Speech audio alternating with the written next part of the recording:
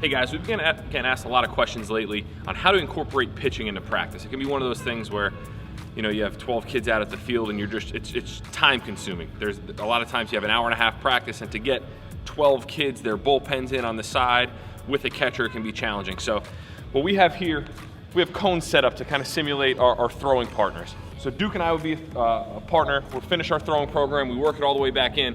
A great way to incorporate pitching is to do it at the end of your throwing program. Now, we're about 45 feet apart here. What Duke's gonna do is he's gonna get down like he's the catcher, and that would be the same for each person in their line. Myself, the other partners on this side, we're all working on whatever we need to work on that day. So for your younger players, it might be just understanding the 4-seam grip or the 2-seam grip, or what the difference is between the windup or the stretch position.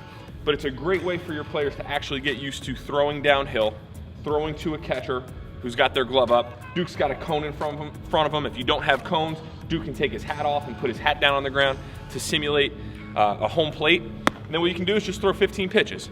Throw 15 down the middle, throw 15 to the glove side, 15 to the arm side. Now again, depending on the age of the player, you might be working in some change-ups, some curveballs, some breaking balls. But for us right now, we're just gonna work on the stretch position. Really young kids, so working on 4-seam grip. So they come set, they get their sign, and they just work on locating their pitches. Again, 15 pitches, and then switch lines. And then I would get down in my catcher position.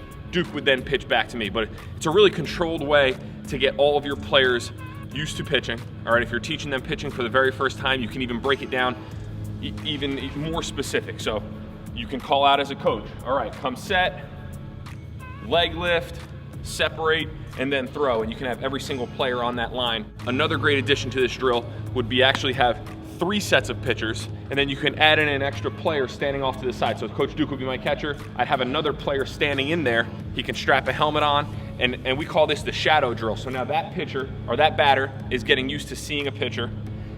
I'm getting used to throwing strikes with a batter in the batter's box, and it's a great drill for your younger players that have never thrown before.